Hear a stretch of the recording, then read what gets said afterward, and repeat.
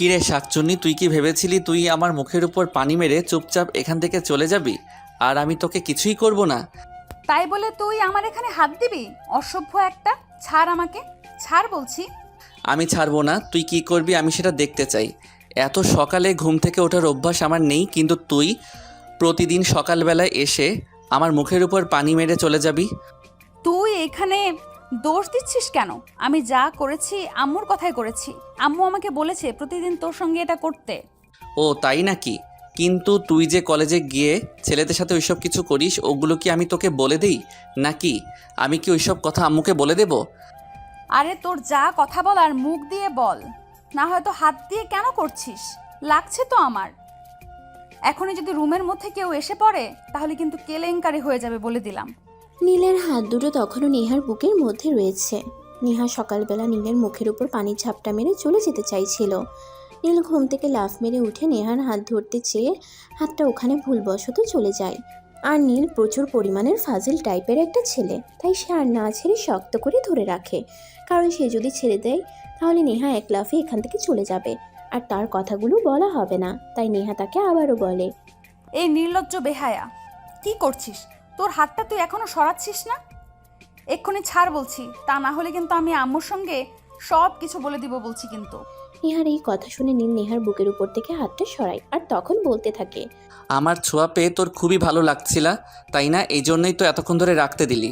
আর যদি ভালো নাই লাগতো তাহলে তো আমি যখন হাতটা ধরেছিলাম তখনই তুই নিজে নিজে ছাড়িয়ে নিতি। ফাজলামো মার্কা কথা বললে কিন্তু আমি থাপ্পড় মেরে তো সব কটা দাঁত ফেলে দিব বলে দিলাম। তুই খুব ভালো করে জানিস আমার সম্পর্কে আমি কেমন আর কোন চরিত্রের মেয়ে।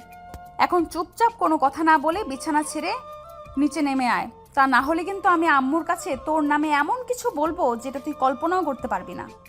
অতঃপর নেহা আর কোনো কথা না বলে চুপচাপ রুম থেকে বের হয়ে নিচে চলে গেল। তারপর সবার জন্য নাস্তা সাজিয়ে টেবিলে নিচে খেতে বসে পড়ল। আর তখনই নীলের আম্মু সেখানে এসে উপস্থিত হলো। কি ব্যাপার নেহা, তুই একা একা নাস্তা খাচ্ছিস? নীল কোথায়? তোকে না বলেছিলাম নীলকে ডেকে নিয়ে আসতে?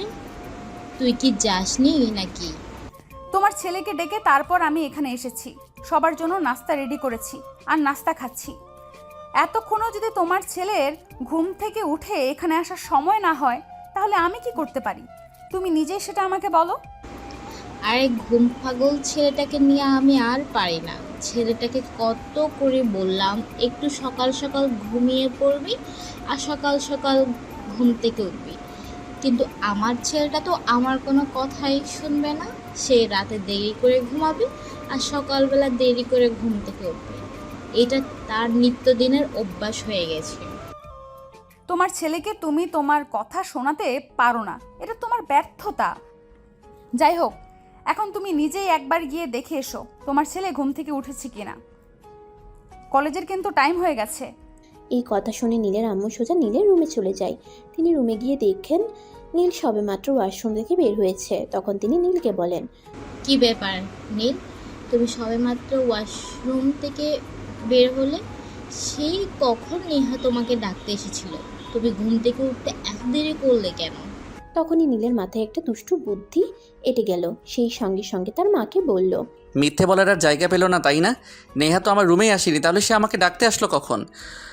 সব সময় শুধু আমার নামে তোমার কাছে মিথ্যে কথা বলবে, তোমার চোখে আমাকে খারাপ রাখাই যেন এই মেয়েটার একমাত্র কাজ। আমি বুঝতে পারি না কেন এমন করে আমার সঙ্গে।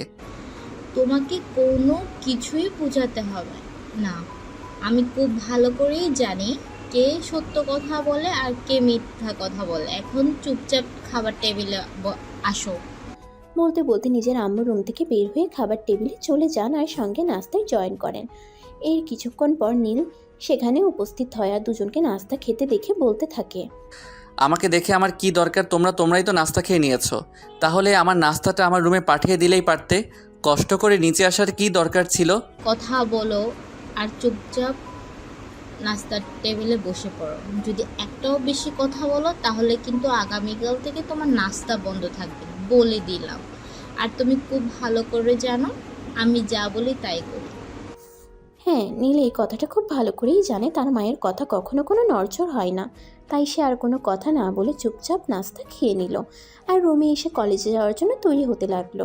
আর কিছুক্ষণের মধ্যেই নেহা সেখানে উপস্থিত হয় আর বলতে থাকে, নীল আঙ্কেল, আমি যে যাতায়াত করি সেই গাড়িটা নিয়ে একটু বাইরে গেছেন। উনি ফিরতে মনে হয় সপ্তাহখানিক দেরি হবে। এই সপ্তাহে তুই আমাকে কলেজে দিয়ে আসবি আর আসার সময় নিয়ে আসবি। Just impossible. আমি কখনোই তোকে কলেজে দিয়ে আসতে পারবো না, আবার কলেজ থেকে নিয়ে আসতেও পারবো না। তোর মতো মেয়েকে দিয়ে কোনো ভরসা নেই। তুই কখন কোথায় কি করে বসবি তোর তো কোনো কাণ্ডজ্ঞান নেই। আমি সহজ ভাষায় তোর ভালোর জন্য তোকে বললাম তুই আমাকে কলেজে দিয়ে আসবি আর নিয়ে আসবি, কিন্তু তুই আমার কথাটা না শুনে উল্টো আমাকে কথা শোনাচ্ছিস। তবে একটা কথা তোকে শেষবারের মতো বলে দিচ্ছি, তুই যদি এই কথায় রাজি না হোস তাহলে কিন্তু তোর সঙ্গে খারাপ কিছু হয়ে যেতে পারে বলে দিলাম। তখন কিন্তু তুই আবার আমাকে কোনো দোষ দিতে পারবি না। মানে তুই কি বলতে চাইছিস? তুই আবার আমার সঙ্গে কি করবি? আমি তো তোর কোনো ক্ষতি করিনি, তাহলে তুই আমার পেছনে লাগতে চাচ্ছিস কেন? আমি তো সেটাই বুঝতে পারছি না। আমি তোকে অত সব কিছু বুঝতে বলিনি, তোকে আমি শুধু যেটা বুঝতে বলেছি তুই সেটাই বুঝবি। তোকে যে আমি বললাম আমাকে কলেজে দিয়ে আসতে হবে আবার নিয়ে আসতে হবে, সেটা পারবে কিনা বল। যদিও নীলের কোনো ইচ্ছাই ছিল না নেহার কলেজ যাওয়া আসার ব্যাপারে নিজেকে ইনভলভ করতে, কিন্তু অনিচ্ছা সত্ত্বেও নীলকে রাজি হতে হলো, কারণ সে খুব ভালো করেই জানে নেহা প্রচণ্ড ধান্দাবাজ একটা মেয়ে। কখন কি করবে না করবে তার কোনো গ্যারান্টি নেই। এখন যদি সে নেহাকে না বলে দেয় তাহলে হয়তো এক্ষুনি দেখা কিছু একটা করে ফেলতে পারে। তাই সে নেহাকে বলে, আচ্ছা ঠিক আছে, তুই ড্রয়িং রুমে অপেক্ষা কর, আমি আসছি। এই কথা শুনে নেহা নীলের রুম থেকে বের হয়ে ড্রয়িং রুমে চলে যায় আর সেখানে বসে অপেক্ষা করতে থাকে নীলের জন্য, কখন আসবে আর কখন কলেজে যাবে। কিছুক্ষণের মধ্যেই নীল সেখানে চলে আসে আর নীলকে দেখেই নেহা বলে, তুই কিন্তু আজ গাড়ি নিয়ে বের হবি না, আমি কিন্তু আজ তোর সঙ্গে বাইকে করে হাওয়া খেতে খেতে যাব। অসম্ভব, এটা কোনোভাবেই সম্ভব নয়। আমি তোকে নিয়ে বাইকে করে হাওয়া খেতে খেতে যাব আর তারপর কলেজে আমার বন্ধুরা আমাকে নিয়ে টিটকারি করবে। এটা কখনোই হবে না। তুই আমার সঙ্গে গাড়িতে যেতে চাইলে যেতে পারিস, নয়তো না যেতে পারিস, আমার কোনো যায় আসে না। তাহলে এক্ষুনি আমি আম্মুর কাছে তোর পর্দা ফাঁস করে দেবো বলে দিলাম। আচ্ছা ঠিক আছে, আমি তোকে বাইকে করে নিয়েই যাব, কিন্তু দয়া করে আম্মুকে কিছু বলিস না, এখন চল। বলতে বলতে নীল আর নেহা দুজনে বাসা থেকে বের হয়ে আর কলেজের উদ্দেশ্যে রওনা দেয়। নীল বাইক চালাচ্ছে আর নেহা তাকে জড়িয়ে ধরে বসে আছে। যদিও নীলের একটু অস্বস্তি হচ্ছিল, কিন্তু এমন সুন্দরী একটা মেয়ে মানুষের বাইকের পেছনে বসলে মন্দ হয় না। যাই হোক, এই কথা ভাবতে ভাবতে নীল বাইক চালাতে থাকলো। দূর যা ভিউয়ার্স, আপনারা তো যাতা গল্পটা নিয়ে এত দূর চলে আসলাম, কিন্তু এখনো পর্যন্ত নায়ক নায়িকার পরিচয়টা আপনাদের কাছে দিলাম না। চলুন এবার অন্তত নায়ক নায়িকার পরিচয় আপনাদের কাছে দেওয়া যাক। আমি নীল, এই বছর ইন্টার সেকেন্ড ইয়ারে পড়াশোনা করছি। আর এতক্ষণ যে মেয়েটার সঙ্গে কথাবার্তা বললাম সে হলো আমার খালাতো বোন নেহা।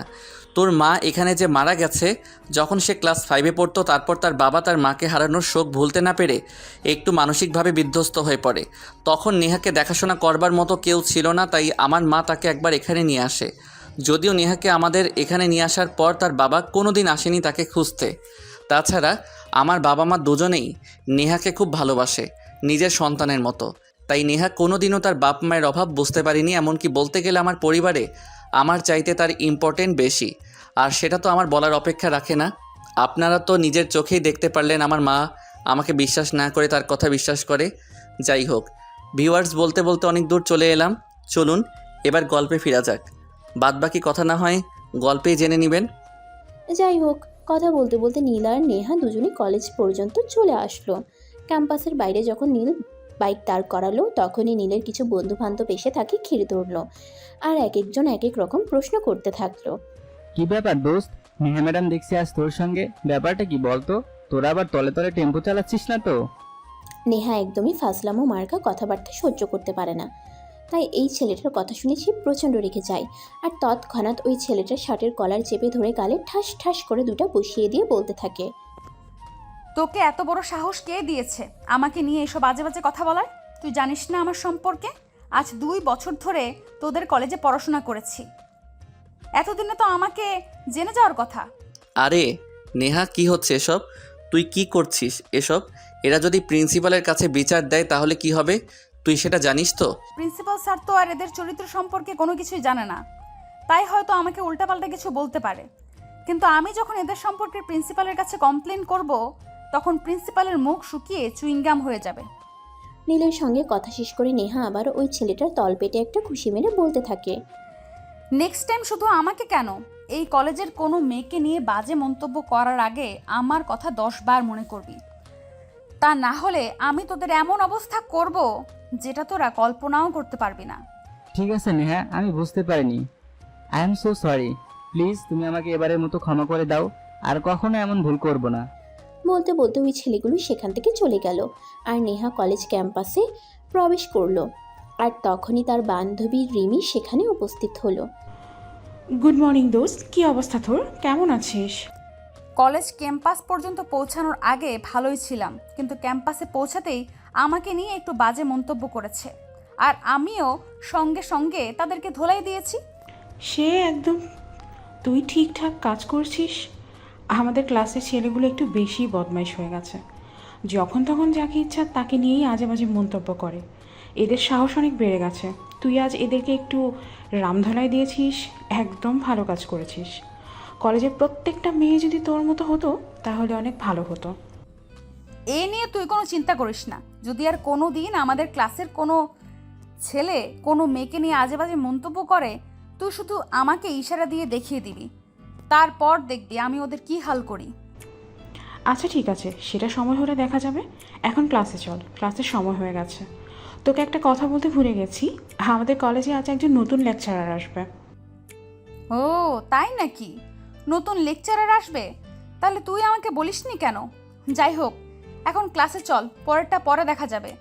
এই কথা বলতে বলতে রিমি আর নেহা দুজনেই ক্লাসরুমের দিকে অগ্রসর হয়। দেখতে দেখতে ক্লাস শুরু। এভাবে দেখতে দেখতে দিনটা কেটে যায়। বিকাল 3টার দিকে কলেজ ছুটি হয়। কলেজ ছুটি হওয়ার পর নেহা কলেজের গেটে নীলের জন্য অপেক্ষা করতে থাকলো। বেশ কিছুক্ষণ পর নীল কলেজ থেকে বের হয়। নেহাকে দাঁড়িয়ে থাকতে দেখে সে বলে, কি ব্যাপার নেহা, কি হয়েছে? তুই এখানে দাঁড়িয়ে আছিস কেন? কেন আমি এখানে দাঁড়িয়ে আছি বলে তোমার কোনো সমস্যা হচ্ছে নাকি? তুই জানিস না আমি এখানে কেন দাঁড়িয়ে আছি? দেখ, আমি খুব ভালো করে জানি তুই এখানে কেন দাঁড়িয়ে আছিস, কিন্তু আমি আন্তরিকভাবে দুঃখিত। তোকে আমি আমার বাইকে করে নিয়ে যেতে পারবো না, কারণ তুই কোথায় কি করবি তার কোনো জ্ঞান নেই তোর। সকালবেলা যদি আমি তোকে আমার সঙ্গে না নিয়ে আসতাম তাহলে হয়তো এত বড় একটা ঘটনা ঘটতো না। যাই হোক, সর্বশেষ কথা হলো তুই একটা রিক্সা অথবা অটো নিয়ে বাসায় চলে আয়, কিন্তু আমি তোকে আমার সঙ্গে নিতে পারবো না। বললেই হলো? তুই আমাকে বলবি আর আমি রিক্সা অথবা ওটা নিয়ে বাসায় চলে যাব? কখনোই না। আমি তোর সঙ্গে বাইকে করে কলেজে এসেছি, আর এখন তোর সঙ্গেই বাসায় যাব। তা না হলে কিন্তু আমি কি করতে পারি সেটা তুই ভালো করেই জানিস। এই কি সমস্যা তোর? তুই সব সময় আমার সঙ্গে এরকম করিস কেন? আমি কি তোর বিয়ে করা জামাই নাকি সব সময় আমার উপর অধিকার ফলাতে আসিস? তোর যদি পার্সোনালি আমার জামাই হওয়ার ইচ্ছা থাকে তাহলে আম্মুকে বলে দিস, তাহলে কি হবে? তোর মতন হ্যান্ডসাম একটা ছেলেকে বিয়ে করতে আমার কোনো আপত্তি নেই। আমি নির্দ্বিধায় হ্যাঁ বলে দেব। তোর কথা শুনলে আমার ইচ্ছে হয় আমি নিজের মাথাটা বাড়ি মেরে নিজেই ফাটিয়ে ফেলি। তোর যে দার্জিলিং মার্কা ক্যারেক্টার, এই বিষয়ে জানলে বাংলাদেশের কোন ছেলে তোকে বিয়ে করতে সম্মত হবে কিনা সেই বিষয়ে আমার যথেষ্ট সন্দেহ রয়েছে। দেখ, বেশি কথা বলে আমার সঙ্গে বাড়াবাড়ি করিস না, তাহলে এর পরিণাম যে খুব খারাপ হবে সেটা কিন্তু তুই খুব ভালো করেই জানিস। আমার মেজাজ এমনিতেই অনেক খারাপ আছে, এখন যদি তুই এইসব ফাজলামো মার্কা কথাবার্তা বলে আমার মেজাজ আরও খারাপ করিস তাহলে কিন্তু এর পরিণাম খুবই খারাপ হবে। তখন নীল আর কোনো কথা বলল না, কারণ সে খুব ভালোভাবেই বুঝতে পারছে এখন যদি নেহার সঙ্গে কোনো কথা বলে তাহলে এর পরিণাম ভালোর চাইতে খারাপই বেশি হবে। তাই সে নেহার সঙ্গে আর কোনো কথা না বাড়িয়ে বলে, ঠিক আছে চল আমার সঙ্গে, তবে রাস্তায় যেতে যেতে কিন্তু একদম এসব ফাইজলামো মার্কা কার্যকলাপ করবি না, তাহলে কিন্তু আমি তোকে রাস্তায় ফেলে রেখে চলে যাব বলে দিলাম। দেখ, আমি একদমই ফাজলামো করি না। আমি অন্যায় সহ্য করতে পারি না। আমার সামনে যদি কেউ অন্যায় করে তাহলে রাগে আমার গা জ্বলে যায়, তাই আমি তাকে একটু উত্তম মধ্যম তার বন্দোবস্ত করি। কিন্তু এইখানে তুই সব সময় আমার দোষ কেন দেখিস আমি সেটাই বুঝতে পারি না। তারপর দুজনের মধ্যে কেউই আর কোনো কথা না বলে বাড়ির উদ্দেশ্যে রওনা দেয়। বাড়িতে আসতেই নীলের মা বলে, কি নেহা, ব্যাপার কি হয়েছে তোমার হাতে? এটা কাটা দাগ কিসে? অনেকটা রক্ত বের হয়েছে, মনে হয় রক্ত একদম শুকিয়ে আছে। দেখ। আসলে নেহা যখন ওই ছেলেটাকে মারছিল তখন হয়তো ওই ছেলেটার প্যান্টের বেল্টের মধ্যে লেগে কিছুটা কেটে গেছে, কিন্তু নেহা সেটা খেয়াল করেনি। আর বাড়িতে আসতেই সেটা নীলের আম্মুর চোখে পড়ে গেল। তখন নেহা বিষয়টাকে ধামাচাপা দেওয়ার জন্য বলে, আম্মু, ক্যাম্পাসে হাঁটতে গিয়ে একটু পড়ে গেছিলাম আর তখনই এই ব্যথাটা পেয়েছি। তোমরা যে কি করো না, আমি কিছুই বুঝতে পারি না। হাতটা কেটে গেছে কিন্তু সেদিকে তোমার খেয়ালই নেই। তোমরা তোমাদের মতোই রয়েছো। দেখো আম্মু, চিন্তা করা ভালো, কিন্তু বেশি চিন্তা করা কিন্তু একদমই ভালো নয়। আমার হাতটা একটুখানি কেটেছে, এতটাও কেটে যায়নি যে তোমাকে এত টেনশন নিতে হবে। যাই হোক, আমি ফার্স্ট এইড করে নেব, তোমাকে কোনো চিন্তা করতে হবে না। আরে না, আমাকে কোনো চিন্তা করতে হবে? তোমরা তো এখন অনেক বড় হয়ে গেছো, আমাকে তোমাদের আর কোনো প্রয়োজন নেই। আরে আম্মু, তুমি এইভাবে কথা বলছো কেন? বললাম তো আমার হাতটা অনেকটা কাটেনি, অল্প একটু কেটেছে। আমি নিজে নিজেই ফার্স্ট এইড করে নিতে পারবো, তোমাকে এত টেনশন করার কিছুই নেই। কিন্তু নীলের আম্মু নেহার কোনো কথা না শুনে সেখান থেকে চলে গেল। অপরদিকে নেহাও কারোর সঙ্গে আর কোনো কথা না বলে চুপচাপ রুমে চলে আসে। আর রুমে এসে হাত প্রথমে ব্যান্ডেজ করে নেয়, তারপর ওয়াশরুমে চলে যায় ফ্রেশ হওয়ার জন্য। তারপর ফ্রেশ হয়ে এসে রুমে শুয়ে শুয়ে বিশ্রাম নিতে থাকে। দেখতে দেখতে বিকেল পেরিয়ে সন্ধ্যা হয়ে গেল। সবাই নাস্তা করার জন্য টেবিলে এসেছে। এমন সময় হঠাৎ নীল বলল, দেখ নেহা, এটা তো আমরা সবাই খুব ভালো করে জানি যে তুই অন্যায় সহ্য করতে পারিস না, কিন্তু তোর সামনে যে এত বড় একটা অন্যায় হচ্ছে সেটা তুই কেন থামাচ্ছিস না? মানে তুমি কি বলতে চাইছো? আমি তো কিছুই বুঝতে পারছি না। আমার সামনে আবার কি অন্যায় হচ্ছে যেটা আমি দেখেও থামাচ্ছি না? দেখ, তোর খুব কাছের বান্ধবী রিমি, তাকে কেউ একজন যাওয়া আসার পথে বেশ কয়েকদিন ধরে বিরক্ত করছে, কিন্তু সেই বিষয়ে রিমি আমাকে কোনো কিছুই বলেনি। আমি কলেজের ছেলেপেলেদের কাছে বিষয়টা জেনেছি। তাহলে এই বিষয়টা নিয়ে তুই কিছু করছিস না কেন? আরে, এটা তুই কি বলছিস? আমার বান্ধবী রিমিকে কেউ বিরক্ত করছে, আর এই কথাটা আমি এখন শুনলাম? তুই এই বিষয়টা এখন শুনেছিস? তখন আমাকে বলিসনি কেন? আর রিমি তো আমাকে এই বিষয়ে কিছুই বলেনি। কারণ রিমি খুব ভালো করেই জানে, সে যদি এই ছেলেটার বিষয়ে তোর কাছে কিছু বলে তাহলে এই ছেলেটার কপালে কি থাকতে পারে, তাই রিমি ভয় পেয়ে তোকে কিছু বলেনি। আচ্ছা ঠিক আছে, তুই যখন বিষয়টা আমার সঙ্গে শেয়ার করেছিস তাহলে তো বিষয়টা আমাকে দেখতেই হবে। ছেলেটার কত বড় সাহস, সে আমার বান্ধবীকে বিরক্ত করে। ভীমরুলের চাকে হাত দিয়েছে, এবার বুঝতে পারবে এর মজা কি। ঠিক আছে, আর হ্যাঁ, তোকে কিন্তু আমি একটা কথা শেষবারের মতো বলে দিচ্ছি, কলেজ ক্যাম্পাসে তুই কার কারণে কারোর সঙ্গে শুধু শুধু ঝামেলা করতে যাবি না। তারপর কেউ আর কোনো কথা না বলে চুপচাপ নাস্তা শেষ করে যার যার রুমে চলে যায় আর পড়তে বসে। দেখতে দেখতে রাত প্রায় 12টা বেজে যায়। তারপর সবাই মিলে রাতের খাওয়া দাওয়া শেষ করে ঘুমিয়ে পড়ে। সকালবেলা নীলের আম্মু নেহাকে ডাকতে যায়। এই নেহা, কি হয়েছে তোর? এত বেলা পর্যন্ত ঘুমাচ্ছিস কেন? তুই তো কখনোই এত বেলা পর্যন্ত ঘুমাস না। তোর আবার শরীর খারাপ করেনি তো? শরীর খারাপ করলে আজ কলেজ যেতে হবে না, বাড়িতেই থাক। আরে আম্মু থামো তো, তুমি কি সব তখন থেকে বলে যাচ্ছ? আসলে আজ কেন জানি না খুব বেশি ঘুম পাচ্ছে না, তাই ঘুম থেকে উঠতে লেট হয়ে গেছে। তাই বলে কলেজে যাব না কেন? কলেজে তো যেতেই হবে। বুঝি না বাপু, তোদের মনের ইচ্ছা কি দেখছি তুই এখনো ঘুমাচ্ছিস। কখন তুই সকাল 6টার পর বিছানার পেট রাখিস না, আর তারপর বলিস তুই কলেজে যাবে। আচ্ছা ঠিক আছে, তোদের যা মর্জি, আমার তো আর কিছু করার নেই। বলতে বলতে নীলের আম্মু রুম থেকে বের হয়ে বাইরে চলে যায়। তারপর ডাইনিং টেবিলে গিয়ে সবার জন্য নাস্তা তৈরি করে। সকাল 8টার মধ্যে সবাই ব্রেকফাস্ট টেবিলে জয়েন করে। তারপর নাস্তা শেষ হলে নীল আর নেহা দুজনে কলেজের উদ্দেশ্যে বের হয়। কলেজ ক্যাম্পাসে এসেই নেহা দেখতে পায় তার বান্ধবী রিমি একটু দূরে দাঁড়িয়ে আছে। তখনই সে রিমিকে ডাক দেয়। এই রিমি, কি হয়েছে? তুই ওখানে একা একা দাঁড়িয়ে আছিস কেন? এদিকে একটু আমার কাছে আয় তো। কই, আমার আবার কি হবে? আমি তো একদম ঠিক আছি। আচ্ছা, তোর কি হয়েছে তুই সেটাই বল। না হয় তুই তো কখনো কলেজ ক্যাম্পাসে সকাল 10টার আগে পাহাই রাখিস না, তাহলে আজ এত সকাল সকাল চলে আসলি যে? রিমি কথাটা ঘুরিয়ে অন্যদিকে নিতে চাইছে সেটা নেহা খুব ভালোভাবেই বুঝতে পারে, তাই নেহা রিমিকে বলে। রিমি কথাটা ঘুরিয়ে অন্যদিকে নিতে চাইছে সেটা নেহা খুব ভালোভাবেই বুঝতে পারে, তাই নেহা রিমিকে বলে। শোন, আমার সঙ্গে বেশি চালাকি করতে আসিস না। আমি খুব ভালোভাবেই বুঝতে পারছি তোর কিছু একটা হয়েছে। কি হয়েছে সেটাই আমাকে বল। আরে দোস্ত, তুই অযথাই টেনশন করছিস। আমার কিছুই হয়নি, আমি একদম ঠিক আছি। দেখ, তুই কেন আজ এত সকাল সকাল কলেজে এসেছিস সেটাই আগে বল। আমি যদি বলি তোর কি হয়েছে সেটা জানার জন্য আমি এত সকাল সকাল কলেজে এসেছি? দেখ, তুই খুব ভালো করে জানিস আমি কখনোই এত সকাল সকাল কলেজে আসি না। আর তুই আমার বন্ধু, তোর কোনো সমস্যা হলে তুই সবার আগে সেটা আমার সাথে শেয়ার করবি, কিন্তু তুই সেটা না করে অন্য কিছু করেছিস। মানে তুই কি বলতে চাইছিস? আমি সত্যিই কিছু বুঝতে পারছি না। আমার আবার কি আর হবে, কি সমস্যা? তখন নেহা খুব ভালোভাবেই বুঝতে পারে রিমি তাকে বিষয়টা বলবে না, কারণ রিমি খুব ভালো করে জানে নেহা বিষয়টা জানতে পারলে কী হবে। কিন্তু রিমি এই বিষয়টা যতই লুকানোর চেষ্টা করুক না কেন, কিন্তু নেহা তো অনেক আগেই জেনে গেছে আসলে বিষয়টা কী। তাই নেহা রিমিকে সরাসরি বলে।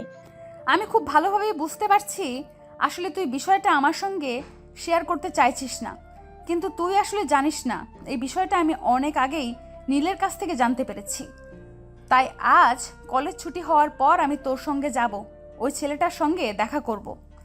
তারপর দেখি ছেলেটার বুকের পাটা কত বড়।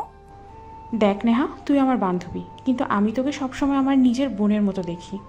তাই আমি তোকে রিকোয়েস্ট করে বলছি, প্লিজ এসব ঝামেলায় তুই নিজেকে জড়াস না। আসলে ছেলেটা খুবই ডেঞ্জারাস, তাই আমি এড়িয়ে চলার চেষ্টা করছি। দেখ, ভয় কী জিনিস সেটা আমি জানি না, কারণ ভয় নামক শব্দটা আমার ডায়েরিতে নেই। তাই তুই আমাকে যাই কিছু বল না কেন, আমি যে সিদ্ধান্ত নিয়েছি সেটা আমি করবই। আমার সিদ্ধান্ত থেকে কেউ আমাকে পিছু হটাতে পারবে না। তারপর রিমি নেহাকে অনেক বোঝাতে চাইছিল যাতে নেহা এই ছেলেটার সঙ্গে কোনোভাবেই ঝামেলাতে না যায়, কিন্তু নেহা সে তো এক কথার মানুষ, যার সিদ্ধান্ত নিয়েছে তাই করবে, সে অন্য কারো কোনো কথাই শুনবে না। তাই সে রিমির কথা না শুনে ক্লাসরুমে চলে যায় আর কলেজ ছুটি হওয়ার পর কলেজ গেটের বাইরে রিমির জন্য অপেক্ষা করতে থাকে। বেশ কিছুক্ষণ পরে রিমি সেখানে আসে আর নেহাকে দেখে সে বলে। কি ব্যাপার দোস্ত, কি হয়েছে? তুই এখনো এখানে দাঁড়িয়ে আছিস? নীল তো চলে যাবে মনে হয়, তারপর তুই কার সঙ্গে বাসায় যাবি? আমি কিভাবে বাসায় যাব না যাব সেই বিষয়ে তোকে কোনো চিন্তা করতে হবে না। তুই এক্ষুনি একটা রিক্সা ডাক আর তোর বাসার দিকে রওনা দে। আমি এক্ষুনি তোর সঙ্গে যাব আর ওই ছেলেটার সঙ্গে দেখা করব। তারপর দেখ আমি কি করি। দোস্ত, তোকে আমি আবারও রিকোয়েস্ট করে বলছি, আমার সঙ্গে যাওয়ার কোনো প্রয়োজন নেই। ছেলেটা খুবই ডেঞ্জারাস, তোর কোনো ক্ষতি করতে পারে। ক্ষতি যদি করেই থাকে তাহলে সে আমার ক্ষতি করবে, তাহলে তোর এত চিন্তা করার কি আছে? তোকে আমি যেটা বলেছি তুই সেটাই কর। নেহার এই কথা শুনে রিমি বাধ্য হয়ে রিক্সা ডাক দেয় আর তার বাসার উদ্দেশ্যে রওনা দেয়, কারণ সে খুব ভালোভাবেই বুঝতে পেরেছে এখন আর যাই হোক নেহা নামক মেয়েটাকে শান্ত করা যাবে না। বেশ কিছুক্ষণ রিক্সাটা চলার পর একটা জায়গায় এসে দাঁড়ালো, আর তখন রিমি কিছুটা দূরে দাঁড়িয়ে থাকা একটা ছেলেকে উদ্দেশ্য করে বলল। ওই যে সামনে দাড়িওয়ালা ছেলেটা দেখতে পাচ্ছিস, ওই ছেলেটাই। এই ছেলেটাই প্রতিদিন আমাকে এখানে বিরক্ত করে, কিন্তু ছেলেটার বাবা এই এলাকার খুব প্রভাবশালী একজন মানুষ, তাই আমি ভয় পেয়ে কাউকে কিছু বলি না। সে যেই হোক, তোকে কোনো চিন্তা করতে হবে না, আমি দেখছি বিষয়টা। বলতে বলতে নেহা ওই ছেলেটার সামনে গিয়ে দাঁড়ায় আর কাঁধের উপর হাত রেখে বলতে থাকে। ওই মামুর বেটা তোর নাকি নতুন পাকনা গজিয়েছে, কই সেই পাকনা আমাকে একটু দেখাতো। আরে ওই ম্যাডামকে আপনি আর আরে ওই ম্যাডামকে আপনি আর আপনি আমার এখানে এসেছেন কেন? আপনার আমার কাছে কি চাই? প্রেম না ভালোবাসা, কোনটা? কোনোটাই চাই না, আমি এখানে এসেছি সম্পূর্ণ অন্য একটা কারণে। তোকে একটু উত্তম মধ্যম দিতে চাই।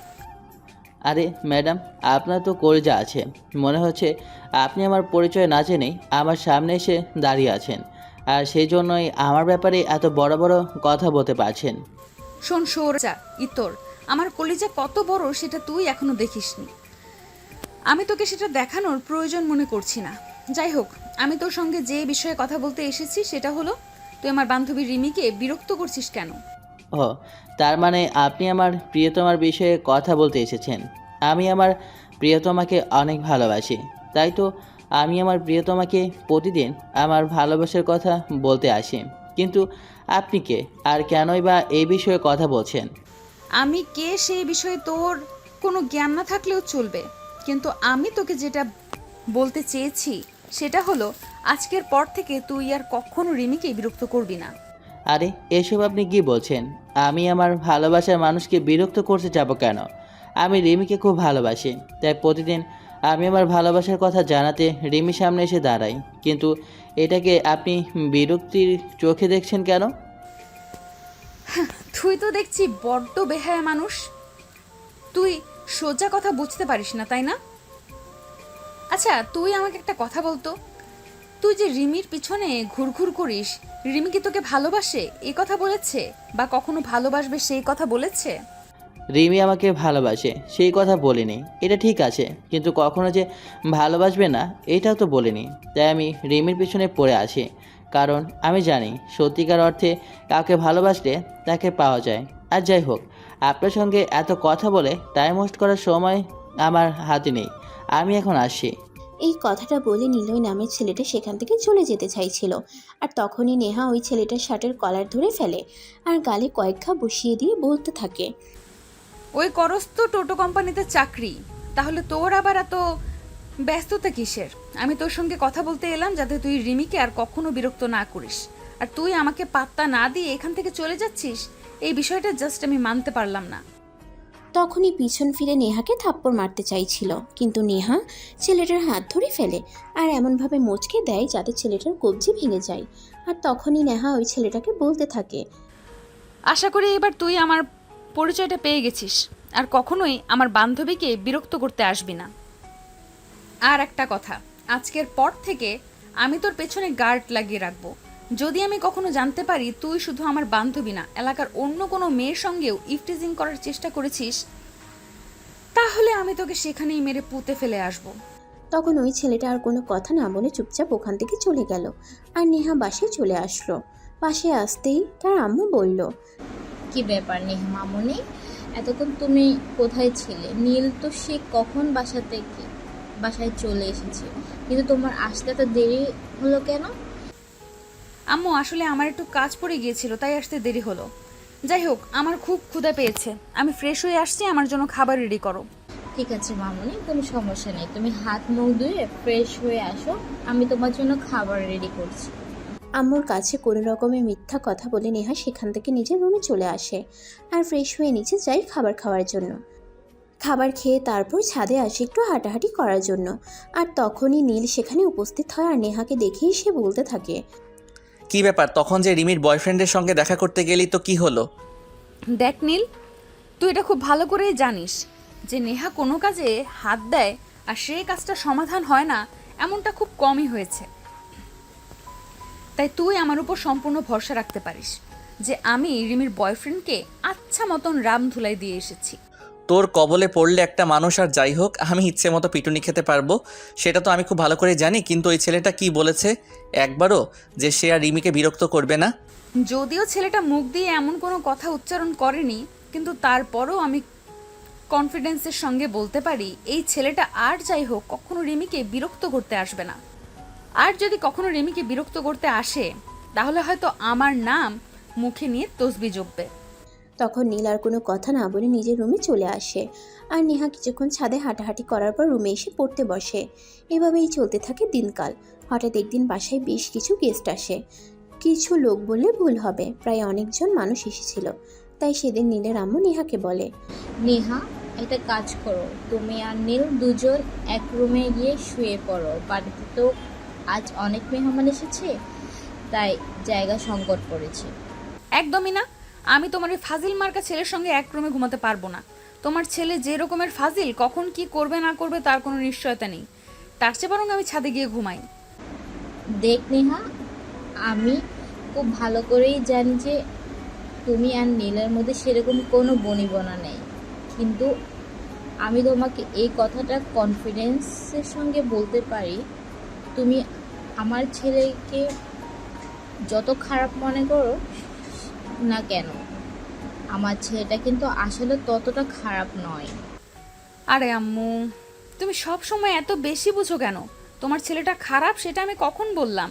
আমি তো শুধু তোমাকে এটা বললাম যে তোমার ছেলেটা বড্ড ফাজিল, তাই আমি তোমার ছেলের সঙ্গে বেড শেয়ার করতে পারবো না। লক্ষ্মী মেয়ে আমার, এভাবে বলতে হয় না। আমি তোমাকে যেটা বলছি তুমি এই কথাটা শোনো। তুমি আজকে রাতটা নীলের সঙ্গে থেকে যাও, আর কখনো তোমাকে নীলের রুমে থাকতে বলবো না, কারণ কালকে সকালে তুমি এখন চলে যাবে। তখন নেহা আর কোনো কথা বলল না।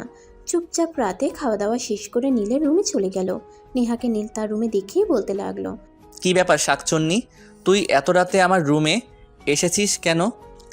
আমাকে কিছু বলবি না? কি বললে তাড়াতাড়ি বলে বিদায় হ। আমি তোকে বেশিক্ষণ সহ্য করতে পারবো না, তাই কি বলবি তাড়াতাড়ি বল। তাছাড়া এখন আমার পড়াশোনা করার সময়, তোর সঙ্গে ফাইজলামো মার্কা আলোচনা করার সময় নয়। দেখ, একদম মুখ সামলিয়ে কথা বলবি। সব সময় আমার সঙ্গে এরকম আচরণ করবি না। তোদের বাড়িতে পড়ে আছি বলে তুই যা ইচ্ছা তাই আচরণ করবি, আর আমি সেটা মেনে নেব এমনটা কখনোই ভাবিস না। আমি আবার তোকে কখন কি বললাম? আমি তো শুধু এটুকুই বললাম যে তুই আমাকে কিছু বলতে আসলে তাড়াতাড়ি বল, আর তা না হলে এখান থেকে বিদায় হও। আমি এখন পড়ছি। আমি তোর রুমে ঘুমাতে এসেছি, আম্মু আমাকে তোর রুমে পাঠিয়েছে তোর সঙ্গে ঘুমানোর জন্য, কারণ আজ বাড়িতে অনেক মেহমান এসেছে, আর মেহমানরা আমার রুমেও থাকবে। তাই আমি কোথায় ঘুমাবো সেজন্য আম্মু আমাকে এখানে পাঠিয়েছে। অসম্ভব, তোর মতো একটা মেয়ের সঙ্গে এক রুমে রাত কাটানো আমার পক্ষে সম্ভব নয়। তুই অন্য কোথাও গিয়ে ঘুমাও, আমি তোকে আমার রুমে জায়গা দিতে পারবো না। কথাটা শেষ করার আগেই নীলের আম্মু সেখানে উপস্থিত হয় আর নীলকে উদ্দেশ্য করে বলতে থাকে, সব সময় এত কথা বলবে না, আমি যেটা বলি সেটাই শোনো। নেহা আর তুমি আজ এই রুমে ঘুমাবে। যদি আমার কথা অ্যাকচুয়াল পরিমাণ নড়চড় হয় তাহলে কিন্তু তোমার কপাল খারাপ আছে, এটা আমি বলে দিলাম। আর তুমি আমার সম্পর্কে খুব ভালো করেই জানো, আমি যেটা বলি সেটা করি, আর দ্বিতীয় কোনো কথা শুনিনি। তখন নীল আর কোনো উপায়ন্তর না দেখে কথা না বলে চুপচাপ বসে রইল। আর এদিকে নেহা বিছানা গোছাতে শুরু করলো। আসলে প্রত্যেকটা ছেলেদের রুম এতটাই অগোছালো থাকে, কোনো একটা মেয়ে সেখানে আসলে সেটা না গুছিয়ে থাকতে পারে না। নেহা বিছানা গুছিয়ে বিছানার এক পাশে শুয়ে পড়ল। প্রায় কিছুক্ষণ পর নীল ঘুমোতে আসলো। এই শোন, আমি এই পাশে ঘুমাচ্ছি, তুই কিন্তু ভুল করেও আমার শরীরে হাত দিবি না। কোনো মেয়ে মানুষের সঙ্গে ঘুমানোর অভ্যাস আমার নেই। তুই যদি আমার শরীরের উপর হাত তুলিস তাহলে কিন্তু আমি সারা রাত ঘুমাতে পারবো না বলে দিলাম। আর যদি রাতে ঘুমাতে না পারি তাহলে কিন্তু তোর কপালে খারাপ আছে। ও তাই নাকি? তোর কোনো মেয়ে মানুষের সঙ্গে ঘুমানোর অভ্যেস নেই, আর আমার 10-12টা ছেলে নিয়ে ঘুমানোর অভ্যাস আছে। তুই এইটাই বলতে চাইছিস তো? আচ্ছা ঠিক আছে, তুই রাতটা শেষ হতে দে, তারপর দেখ আমি আম্মুর কাছে তোর নামে কিভাবে বিচার দেই। আরে বাবা, আমি তোকে কি বললাম আর তুই আমাকে কি বললি? আমি কখন বললাম ছেলেদের নিয়ে তোর ঘুমানোর অভ্যাস আছে? আমি তো শুধু এটাই বললাম যে আমি কোনো মেয়ে মানুষকে নিয়ে কখনো ঘুমাইনি। আচ্ছা ঠিক আছে, এত কথা বলিস না। কথা না বলে চুপচাপ আপোষে ফিরে শুয়ে পড়। তারপর কেউ আর কোনো কথা না বলে চুপচাপ দুজন দুদিকে ফিরে ঘুমিয়ে পড়ল। মাঝরাতে হঠাৎ যখন নীলের ঘুম ভাঙলো তখন সে দেখতে পেল নেহা তাকে জড়িয়ে ধরে শুয়ে আছে।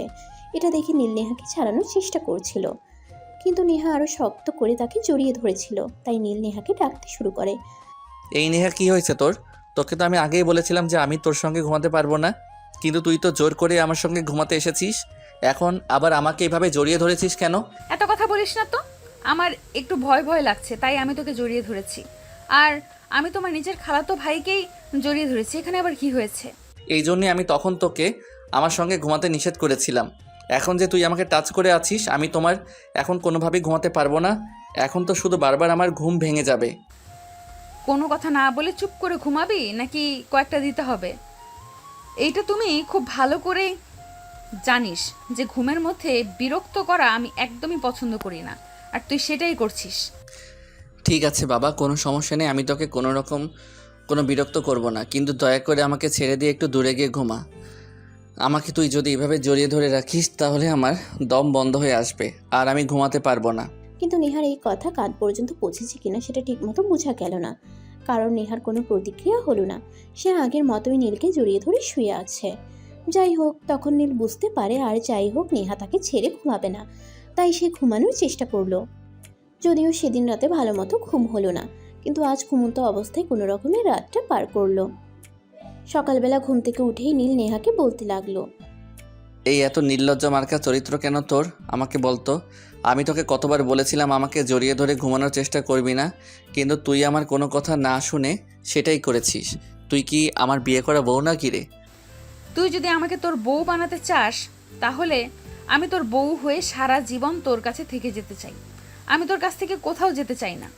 আমার তো মাথা খারাপ হয়েছে, তোর মতো একটা মেয়েকে আমি আমার বউ বানাবো কখনোই না। তুই আমার সামনে থেকে সর, আর কখনো আমার রুমে ঘুমাতে আসবি না, এটা তোকে শেষবারের মতো বলে দিলাম। আচ্ছা ঠিক আছে, সে তোর যা ভালো মনে হয়। বলতে বলতে নেহা নীলকে আর কোনো কথা বলার সুযোগ না দিয়ে চুপচাপ ওই রুম থেকে বের হয়ে চলে আসলো আর নিজের রুমে এসে ফ্রেশ হয়ে নিল। তারপর নাস্তা করে কলেজে চলে গেল। এভাবে বেশ ভালোই কাটছিল দিন।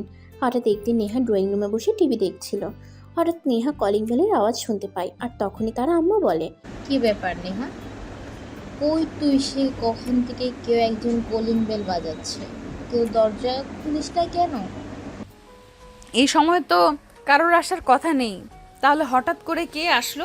আমি তো সেটাই ভাবতে পারছি না, তাই তো একটু বোঝার চেষ্টা করছি।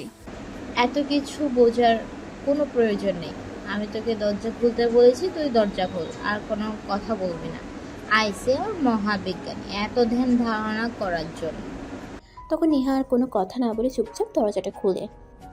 কিন্তু দরজা খোলার পর সে যেই মানুষটাকে তার সামনে দাঁড়িয়ে থাকতে দেখে সেটার জন্য সে মোটেও প্রস্তুত ছিল না। বাবা, তুমি এখানে এতদিন পর কেন আসলে? আমি তো ভুলেই গেছিলাম আমার একজন বাবা আছে। কেন, তুই কি বাবা ছাড়া এমনি এমনি জন্মেছিলি নাকি যে বাবার কথা মনে পড়ে না তোর? যাই হোক, মা ওসব কথা পরে হবে। আগে তুই আমার একটু বুকে আয় তো। কতদিন ধরে আমার বুকটা হাহাকার করছে তোকে একবার বুকের সঙ্গে জড়িয়ে নেওয়ার জন্য। প্লিজ একবার আমার বুকে আয়। বাবা, তুমি জানো সেই ছোটবেলা থেকে কত অপেক্ষা করি তুমি আসবে। সবার বাবা আসে, কিন্তু তুমি আসো না। সবার বাবা সবাইকে কত আদর করে, যদিও আম্মু আর খালুজান আমাকে অনেক আদর রেখেছেন, কিন্তু তারপরও তোমার কথা তবে বলতে পারি না। দুজনের কথোপকথন রান্নাঘর থেকে শোনা যাচ্ছিল, কিন্তু কি কথা হচ্ছে সেটা ঠিকমতো বোঝা যাচ্ছিল না। তাই নীলার আম্মু নেহাকে উদ্দেশ্য করে বলে, তুমি একবার বাইরে এসে দেখো আমি কার সঙ্গে কথা বলছি। তারপর যদি তোমার মনে হয় যে আমি ফালতু কথা বলছি তাহলে সেটাই, কিন্তু প্লিজ তুমি একবার বাইরে এসে দেখো কে এসেছে। এই কথা শুনে নীলার আম্মু অনেকটা চমকে যায়। সে বুঝতে পারে না নেহা কার কথা বলছে আর কে এসেছে। তাই সে রান্নাঘর থেকে বের হয়ে এসে বলে, আরে রোহান, তুমি এতদিন পর কোথা থেকে আসলে? আমরা তো ভেবেছিলাম তুমি হয়তো আমাদের ছেড়ে অনেক দূরে চলে গেছো, আর কখনো ফিরে আসবে না। তোমার মেয়েটার প্রতিদিন অপেক্ষা করে তোমার জন্য, তুমি ফিরে আসবে বলে, কিন্তু তুমি ফিরে আসো না। আপা, আপনি তো খুব ভালো করেই জানেন নেহার মাকে আমি কতটা ভালোবাসতাম। সে তো আমার পুরো জীবনটা জুড়ে রয়েছিল। তাকে তো আমি কোনোভাবে কোনো দিনই ভুলতে পারিনি, আর পারবো না। এইটা তোমাকে মুখ দিয়ে বলতে হবে না, আমরা সবাই খুব ভালো করে জানি তুমি নেহার মাকে কত ভালোবাসতে, কিন্তু সে আমাদের ছেড়ে এইভাবে হঠাৎ চলে যাওয়াটা আমরা কেউই মেনে নিতে পারছি না। যাই হোক, তুমি এতদিন কোথায় ছিলে? এই তো ছিলাম, ঘুরে ঘুরে আসলে। জানেন তো, ভালোবাসার মানুষ জীবন থেকে হারিয়ে গেলে জীবনটা সত্যি খুবই অগোছালো হয়ে যায়। তাই আমি নেহার মায়ের চলে যাওয়াটা এত সহজে মেনে নিতে পারিনি। তারপর তারা তিনজনে আরো অনেক কথা বলতে থাকে। এভাবে বিকেল গড়িয়েই সন্ধ্যা হয়ে যায়।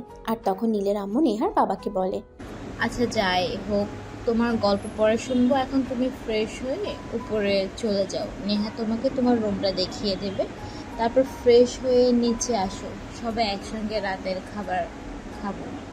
তখন নেহার বাবা আর কোনো কথা না বলে চুপচাপ নেহার পিছন পিছন উপরে চলে আসে। আর নেহা ওনাকে রুমটা দেখিয়ে দেয় আর গোসল করার জন্য কাপড় চোপড় দেয়। তারপর উনি ফ্রেশ হয়ে বেশ কিছুক্ষণ পর নিচে আসেন রাতের খাবার খাওয়ার জন্য। এভাবে দেখতে দেখতে 2 দিন কেটে গেল। হঠাৎই সেদিন বিকেলবেলা সবাই যখন ড্রয়িং রুমে বসে গল্প করছিল, তখন নেহার বাবা নীলের আম্মুকে উদ্দেশ্য করে বলে, দেখেন আপা, আমি খুব ভালো করেই জানি আমি চলে যাওয়ার পর আপনারা নেহাকে অনেক কষ্ট করে লালন পালন করে মানুষ করছেন। নেহার উপর আমার চাইতে আপনাদের অধিকার বেশি।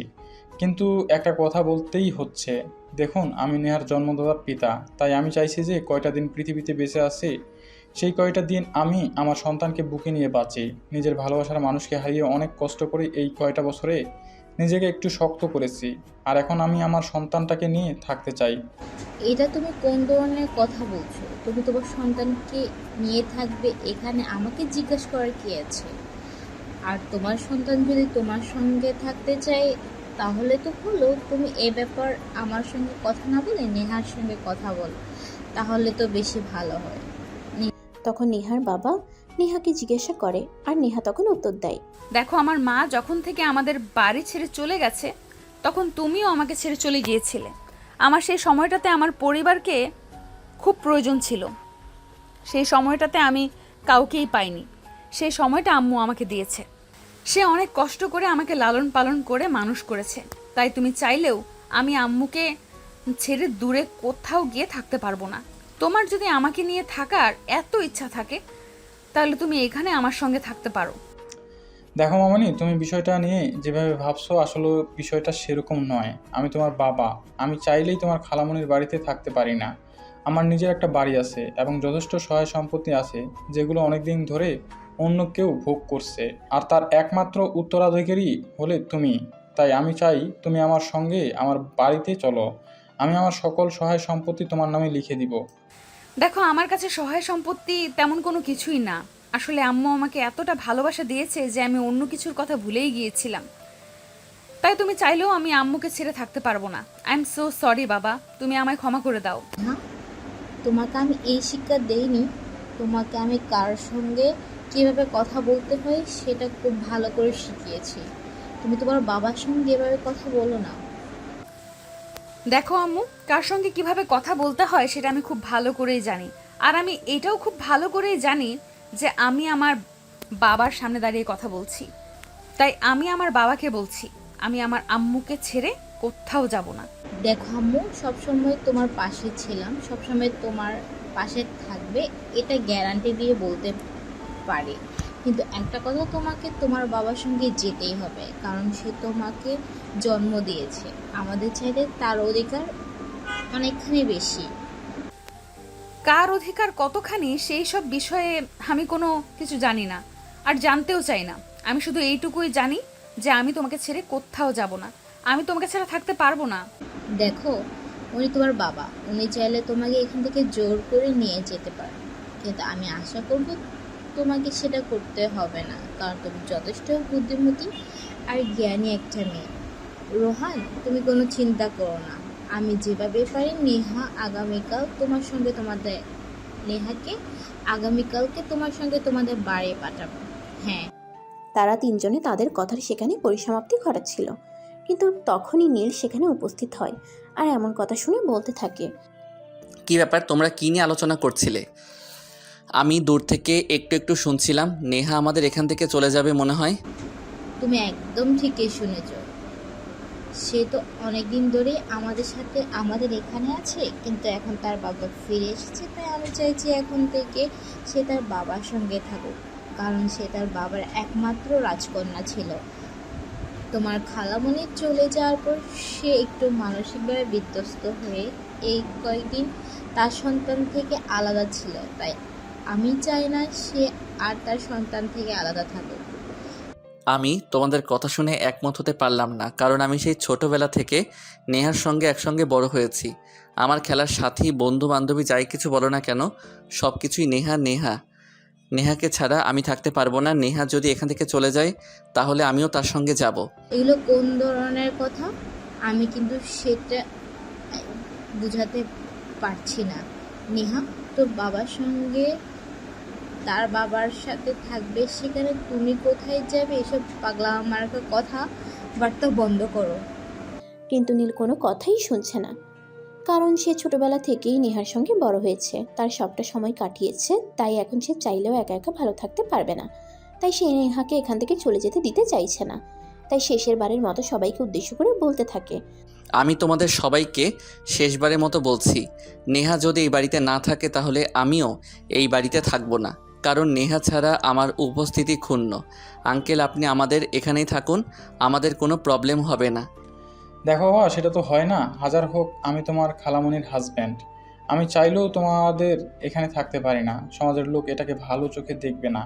তাছাড়া আরও অনেক সমস্যা আছে, তাই আমি নেহাকে আমার সঙ্গে নিয়ে যেতে চাই। তারপর নেহা আর কোনো কথা না বলে নিজের রুমে এসে কাঁদতে শুরু করার কারণ সে নীল আর আম্মুকে ছাড়া কোনোভাবেই ভালো থাকতে পারবে না। তখনই নীল সেই রুমে আসে আর নেহাকে বলে, কি ব্যাপার নেহা, কান্না করছিস কেন? তুই এইভাবে কান্না করিস না। তুই কান্না করলে আমার খুব কষ্ট হয়, আমি সহ্য করতে পারি না। দেখ, আমি কোনোভাবেই বুঝতে পারছি না তারা কেন তোর থেকে আমাকে আলাদা করতে চাইছে। আমরা দুজন তো জানি, আমরা তো, তুই ঝগড়া করি না কেন, আমরা একে অপরের প্রাণ, আমরা একে অপরকে ছাড়া বেঁচে থাকতে পারবো না। হ্যাঁ, তুই একদম ঠিক কথাই বলেছিস। আমি তোকে আর আম্মুকে ছাড়া কোনোভাবেই থাকতে পারবো না। সেই ছোটবেলা গ্রাম থেকে এইখানে চলে এসেছি, গ্রামের তেমন কাউকে চিনিও না, আর বন্ধু বলতে আমার সেরকম কোনো বন্ধু কখনোই ছিল না। তাহলে আমি সেখানে গিয়ে কিভাবে থাকবো? আর সামনে পরীক্ষাও আসছে। হ্যাঁ সেটাই তো, সব থেকে বড় কথা, সারা বছর পড়াশোনা করে যদি পরীক্ষায় না দিতে পারিস তাহলে লাভটা কি আছে? যাই হোক, তোর বাবা যেহেতু তোকে নিয়ে গ্রামে চলে যেতে চায়, তাহলে তোর ওনার মুখের উপর কথা বলা যায় না। তুই রেডি হয়ে গ্রামে চলে যা, তারপর আমি দেখছি কী করা যায়। তারপরে আর কোনো কথা বলে না। পরের দিন সকালে ঘুম থেকে উঠে নিজের জিনিসপত্র গুছিয়ে নেয় আর বাবাকে নিয়ে গ্রামের বাড়ির উদ্দেশ্যে রওনা দেয়। সারা রাস্তায় নেহা মনমরা হয়ে বাসের সিটে বসে আছে। তখনই তার বাবা বলে, কি ব্যাপার মামুনি, তুমি এভাবে মনমরা হয়ে বসে আছো কেন? আমি তোমাকে ঢাকা থেকে গ্রামে নিয়ে যাচ্ছি বলে তোমার খুবই মন খারাপ? মন খারাপটা তো এই শহরের জন্য নয়, মন খারাপ আম্মুর জন্য, মন খারাপ নীলের জন্য। আমি তাদের দুজনকে ছেড়ে কিভাবে থাকবো সেটা ভেবেই খুব কষ্ট হচ্ছে। প্লিজ তুমি আমাকে শহরেই থাকতে দাও। নেহা দেখো, আমি তোমার বাবা, তাই আমি তোমাকে শেষবারের মতো বলছি, আমি এই বিষয়ে তোমার কাছ থেকে আর কোনো কথা শুনতে চাই না। আমি যেটা বলেছি সেটাই হবে। তখন নেহা আর কোনো কথা বলে না, চুপচাপ জানালার পাশের সিটে বসে মনোযোগ দিয়ে কাঁদতে থাকে। তখন তার বাবাও আর তাকে কিছু বলে না, কারণ তিনি ভালোভাবেই বুঝতে পারেন এখন কিছু বলতে গেলে নেহা হয়তো আরও অনেক বেশি কান্না করতে শুরু করবে। যাই হোক, এভাবে দেখতে দেখতে তাদের গন্তব্যস্থলে পৌঁছে গেল। স্টেশন থেকে নেমে নেহার বাবা একটা অটো নেয় আর তাদের বাড়ির সামনে চলে আসে। বাবা, ওই যে সামনে বাড়িটা দেখা যাচ্ছে, ওইটাই তো আমাদের বাড়ি, তাই না? দেখলে নিজের বাড়ির প্রতি কতটা টান আর কতটা মায়া কাজ করে। তুমি দূর থেকে দেখেই নিজের বাড়িটা একদম চিনে ফেলেছ। আসলে নিজের বসবাসের মতো ভালোবাসার জায়গা আর একটাও নেই। হ্যাঁ বাবা, তুমি একদম ঠিক কথাই বলেছো। আসলে আমি আমার ছোটবেলাটা এখানে কাটিয়েছি, আমার ভালো লাগার সময়টা এখানে কাটিয়েছি। এইখানকার সব কিছু আমার খুবই পরিচিত আর চেনা। তারপর নেহা আর তার বাবা দুজনে মিলে কথা বলতে বলতে বাড়ির ভিতরে প্রবেশ করে, যদিও তাদের বাড়িটা অনেকদিন ধরে পরিত্যক্ত অবস্থায় পড়েছিল। তারপর চলে গেল আরও বেশ অনেক দিন। নেহা আর তার বাবা দুজনে মিলে তাদের বাড়িটাকে অনেকটা গুছিয়ে নিয়েছে। সেদিন হঠাৎ করেই নীল নেহাকে ফোন করে। তোদের বাড়ির ঠিকানা দে, আমি আজকে আসব। আমি তোকে ছাড়া আর থাকতে পারছি না, আমার নিঃশ্বাস বন্ধ হয়ে আসছে। আরে এটা তুই কি বলছিস? সামনে পরীক্ষা, এখন এখানে চলে আসলে হবে না। আর এক সপ্তাহ বাকি আছে, আগে পরীক্ষাটা দে, পরীক্ষা শেষ হোক তারপর আইস। দেখ, আমি তোকে তোদের বাড়ির ঠিকানা দিতে বলেছি, অন্য কথা বলতে বলিনি। তুই যদি তোদের বাড়ির ঠিকানা না দিস তাহলে আমি নিজেই নেত্রকোনায় চলে আসব, আর তারপর যেভাবেই পারি তোর ঠিকানা খুঁজে নেব। এখন বল তুই কোনটা করবি? নেহা পড়ে গেল মহা বিপদে। সে কী করবে কিছুই ভেবে পাচ্ছে না, কারণ এক সপ্তাহ পরে তাদের ফাইনাল ইয়ারের পরীক্ষা। আর এখনই যদি নীল এখানে চলে আসে তাহলে ঠিকমতো পড়াশোনা হবে না, আর পড়াশোনা ঠিকমতো না হলে পরীক্ষার রেজাল্ট খারাপ হবে। নেহা এটা কোনোভাবেই চায় না, তাই সে নীলকে বোঝাতে শুরু করে, কিন্তু নীল কোনো কথাই শুনবে না। সে যেটা সিদ্ধান্ত নিয়েছে সে সেটাই করবে। দেখ নেহা, আমাকে এত বুঝিয়ে সুজিয়ে কোনো কাজ হবে না। আমি যেটা সিদ্ধান্ত নিয়েছি আমি সেটাই করব। আমি রেডি হয়ে বাসা থেকে বের হয়ে গেছি, তুই তোদের ঠিকানা বল। তারপর নেহা নীলকে তাদের বাড়ির ঠিকানা দেয় আর সঙ্গে সঙ্গেই সেই নীলের আম্মুকে ফোন করে। আসসালামু আলাইকুম আম্মু, কেমন আছো? এই তো আমি আছি ভালো, কিন্তু তুমি তো গ্রামে যাওয়ার পর আমাকে একদম ভুলে গেছো। আমাকে এখন আর আগের মতো কল দাও না। আজ 2 দিন পর কল দিয়েছো। তুমি জানো তোমার কণ্ঠ না শুনলে আমার একদমই ভালো লাগে না। আমিও তোমাকে খুব মিস করছি, সেই জন্যই তো আমি এখানে আসতে চাইছিলাম না, কিন্তু তুমি তো নিজেই আমাকে জোর করে এখানে পাঠিয়ে দিলে। করবো বল, তোর বাবা তোকে নিয়ে যেতে চাইছে, এখানে আমি তোকে আটকে রাখি কীভাবে? হাজার হোক সে তোর জন্মদাতার পিতা, তাই তো আমি তার সঙ্গে যেতে দিলাম। তোর বাবা ছাড়া অন্য কেউ আসলে আমি তোকে কখনোই দিতাম না। আচ্ছা, কি করছিস এখন? এই তো সবেমাত্র তোমার ছেলের সঙ্গে কথা বললাম। তোমার ছেলে নাকি সব কিছু ফেলে রেখে আমার এখানে চলে আসছে। সামনে তার পরীক্ষা, কিন্তু এখন এইখানে আসার কি দরকার? সে তোকে ছাড়া কোনোভাবে থাকতে পারছে না নাকি? নিঃশ্বাস বন্ধ হয়ে আসছে। আমি নিজেও তাকে অনেকবার ওখানে যাওয়ার জন্য মানা করেছিলাম, কিন্তু সে আমার কোনো কথা শোনেনি। সে তোর কাছেই যাবেই। তারপর নেহা আম্মুর সঙ্গে আরও বেশ কিছুক্ষণ কথা বলে ফোন রেখে দেয়। আর এদিকে অপেক্ষা করতে থাকে নীল কখন আসবে। দেখতে দেখতে বিকেল হয়ে গেল। নেহা বাড়ির বাইরের বাগানে বসে আছে। এমন সময় হঠাৎ দেখলো নীল আসছে। নেহা উঠে দাঁড়াতেই নীল তার দিকে তাকায়, আর তখনই দৌড়ে এসে নেহাকে জড়িয়ে ধরে বলে, এই পাষাণ বেইমান, তুই এতদিন ধরে আমাকে ছাড়া কেমনে আছিস? আমি তো তোকে ছাড়া থাকতে পারছিলাম না। আমার নিঃশ্বাস বন্ধ হয়ে আসছিল, তাই তো আমি তোর কাছে চলে এলাম। আমারও তোকে ছাড়া থাকতে অনেক কষ্ট হচ্ছিল, কিন্তু কি করব বল? আমি তো তোদের এখানে থাকতে চেয়েছিলাম। আম্মু আর বাবা দুজন মিলে আমাকে এখানে নিয়ে আসার বন্দোবস্ত করলো। যাই হোক, এখন আর কোনো কথা নয়, বাড়ির ভেতরে চল বিশ্রাম নিবি, তারপর তোর সঙ্গে কথা বলবো। তারপর নেহা নীল দুজনেই বাড়ির ভিতরে চলে আসে। নীল একটু বিশ্রাম নেয়, আর এদিকে নেহা নিজের হাতে নীলের জন্য বেশ কয়েক পদের রান্না করে। রান্না শেষ হলে নেহা নীলকে খাবার টেবিলে ডাকে। তারপর নেহার বাবা সহ তিনজনের রাতের খাবার খেতে বসে। নীল খাবার খেতে খেতে বলল, আরে তুই তো দেখছি কয়দিনে পাকা রাঁধুনি হয়ে গেছিস। আমাদের বাড়িতে যখন থাকতি তখন তো রান্নাঘরের ধারে কাছেও যেতি না, আর এখন নিজে কত সুন্দর খাবার রান্না করেছিস। কি করব বল? সেখানে তো আম্মু ছিল, আম্মুর নিজের হাতে রান্না করে আমাদের সবাইকে খাওয়াতো। কিন্তু এখানে তো কেউ নেই, এখানে তো আমার সমস্ত কাজ আমার নিজের হাতেই করতে হয়, তাই রান্না করাটা এখন শিখে গেছি। যাই হোক, খাবার কেমন হয়েছে সেটাই বল। তোর হাতের রান্না কখনো খারাপ হতে পারে? অনেক ভালো হয়েছে। যাই হোক নেহা, আমি তো আগে কখনো গ্রামে আসিনি, তাই আগামীকাল তুই আমাকে সারাটা গ্রাম ঘুরে দেখাবি। আমার না গ্রাম দেখার অনেক ইচ্ছে। আচ্ছা বাবা, ঠিক আছে, কোনো সমস্যা নেই। তুমি আগামীকাল নেহাকে নিয়ে আমাদের পুরো গ্রামটা একবার ঘুরে দেখো, আশা করি তোমার ভালো লাগবে। নেহা কি বলেছি শুনেছিস তো? হ্যাঁ বাবা, ঠিক আছে, কোনো সমস্যা নেই, তোমাকে এই বিষয়ে কোনো চিন্তা করতে হবে না। আমি আগামীকাল নীলকে নিয়ে সারা গ্রাম একবার ঘুরে দেখব, কারণ আমি তো অনেক দিন আগেই গ্রাম থেকে চলে গেছি, আর শহরে চলে যাওয়ার পর তো গ্রামে কখনো আসাই হয়নি। এইভাবে কথা বলতে বলতে সবার খাওয়া দাওয়া শেষ হলে যে যার যার রুমে চলে যায়।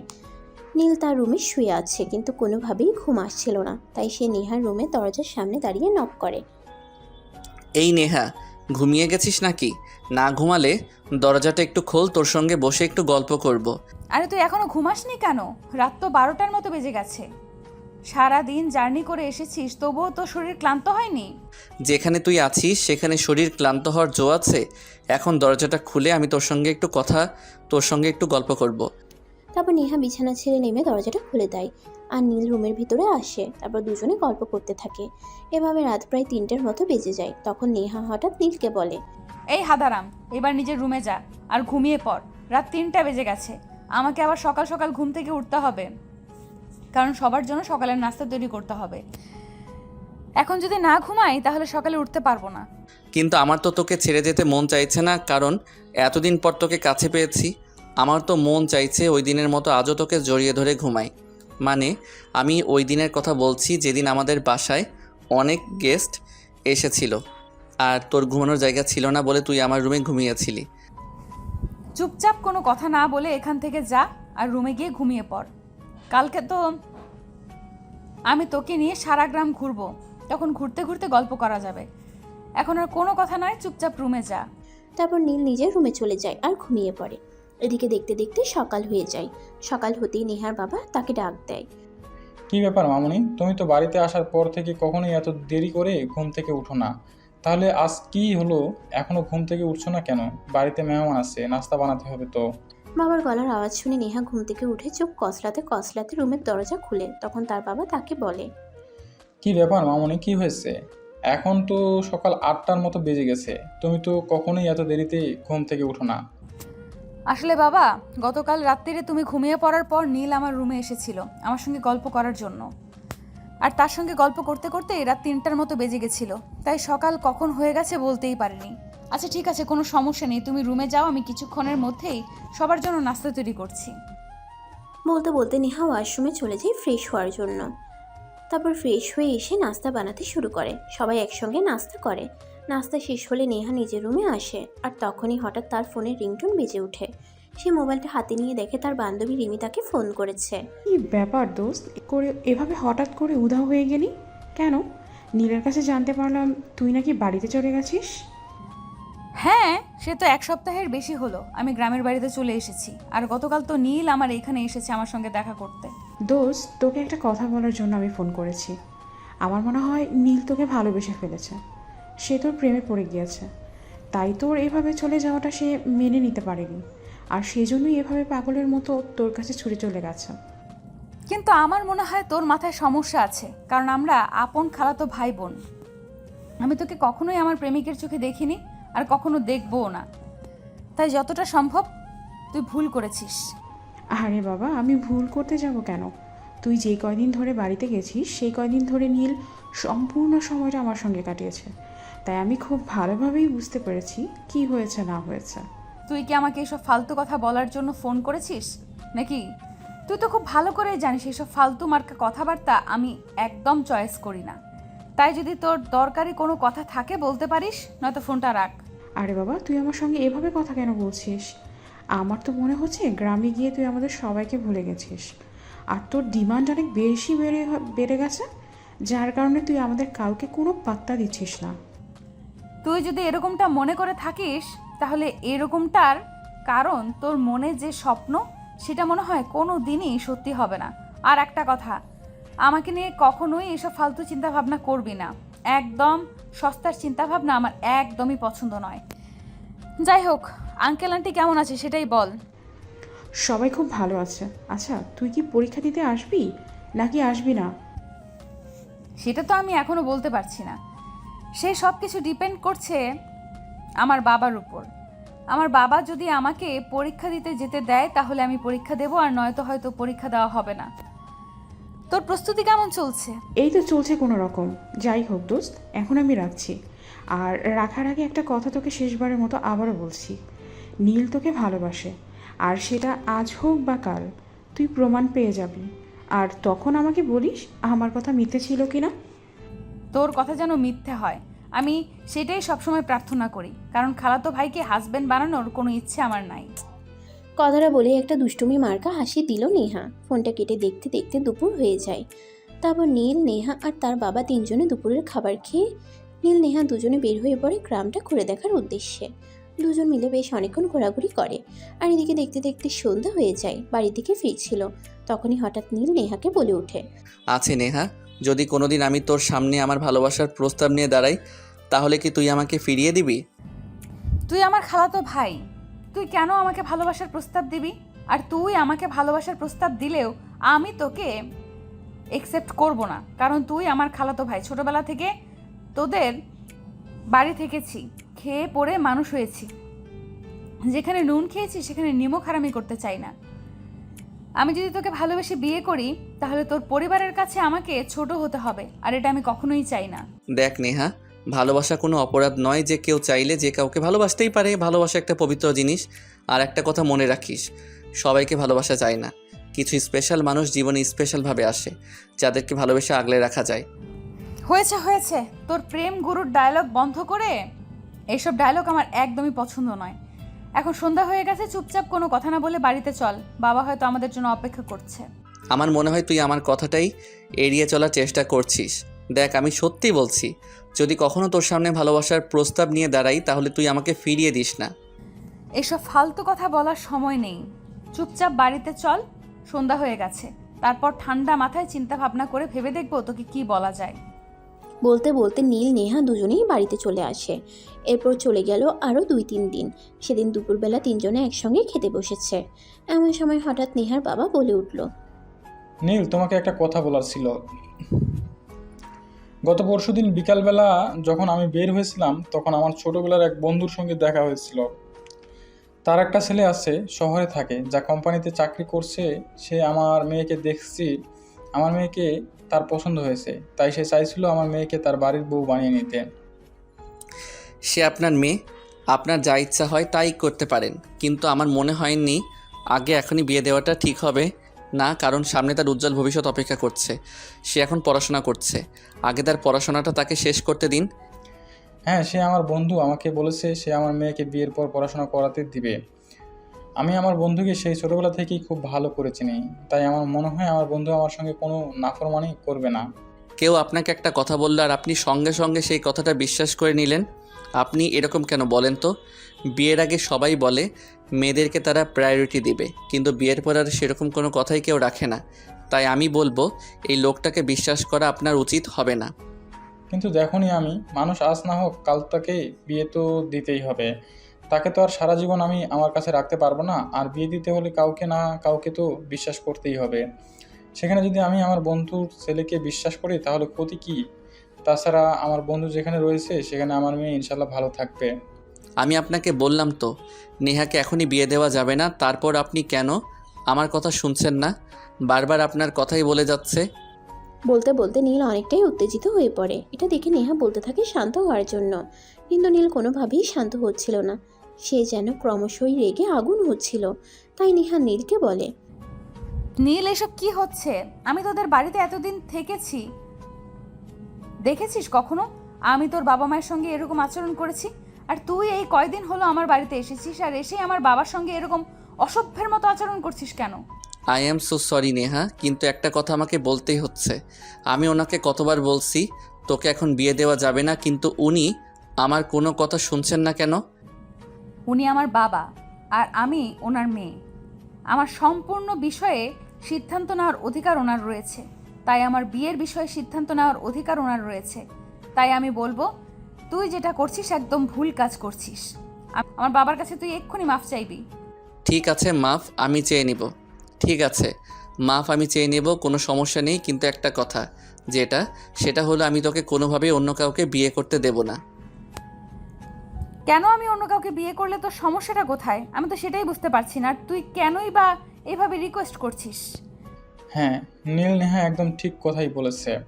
নেহা আমার মেয়ে, আমি চাইলে তাকে যে কারো কাছে বিয়ে দিতে পারি, তাতে তোমার সমস্যা কী? তুমি কেন এভাবে রিয়েক্ট করছো? কারণ আমি নেহাকে ভালোবাসি, পাগলের মতো ভালোবাসি। সেই ছোটোবেলা থেকে দুজন একসঙ্গে রয়েছি, তখন থেকে নেহাকে আমার ভালো লাগে। আস্তে আস্তে আমি তার মায়ের নিজেকে সম্পূর্ণ আবদ্ধ করে ফেলেছি। এখন চাইলেও তাকে ছাড়া আমি থাকতে পারবো না। তাই আমি নেহাকে অন্য কাউকে বিয়ে করতে দেব না। মানে এসব কি বলছিস তুই? তোর মাথা ঠিক আছে? আম্মু জানলে অনেক কষ্ট পাবে। এইসব কথা আর বলিস না। যেখানে তোকে না পেলে আমার কষ্টের কোনো সীমা থাকবে না, সেখানে আমি অন্যের কষ্টের কথা চিন্তা কেন করব? আমি তোকে সত্যি অনেক ভালোবাসি রে। তোকে ছাড়া আমি কোনোভাবেই ভালো থাকতে পারবো না। প্লিজ তুই তোর বাবাকে একটু বুঝিয়ে বল। তার আগে তুই নিজেকে একটু বোঝ, কারণ আমরা খালাতো ভাই বোন। সেই ছোটবেলা থেকে তোদের এখানে থেকেছি, খেয়ে পড়ে মানুষ হয়েছি। এখন যদি সমাজের মানুষ জানতে পারে যে আমরা একে অপরকে বিয়ে করতে চলেছি, তাহলে সবাই আমাকে বেঈমান মনে করবে। দেখ নেহা, কে কি মনে করলো, কে কি বললো না বললো, সেই বিষয়ে আমি একটু ইন্টারেস্টেড নই। কারণ আমি তাকে ভালোবাসি, নিজের জীবনের চাইতে অনেক বেশি ভালোবাসি। তাই তোকে না পেলে আমি পৃথিবীর অন্য কোনো কিছুকে পরোয়া করি না। কিন্তু এই বিষয়টা নেহা আর তার বাবা কোনোভাবেই মেনে নিতে চাইছিল না। কারণ নেহা যদি নীলকে বিয়ে করে তাহলে সবাই মনে করবে নেহা নীলের বাবার সম্পত্তি দেখে লোভ সামলাতে পারেনি, তাই যেখানে নুন খেয়েছে সেখানেই নিমক হারামি করেছে। অপরদিকে নীল তার সিদ্ধান্ত নিয়ে ফেলেছে। যদি নেহা নীলকে ভালো না বাসে, যদি নেহার বাবাকে নীলের হাতে নেহাকে তুলে না দেয়, নিজেকে শেষ করে দেবে সে। এটা নিয়ে সবাই অনেক চিন্তায় পড়ে গেল।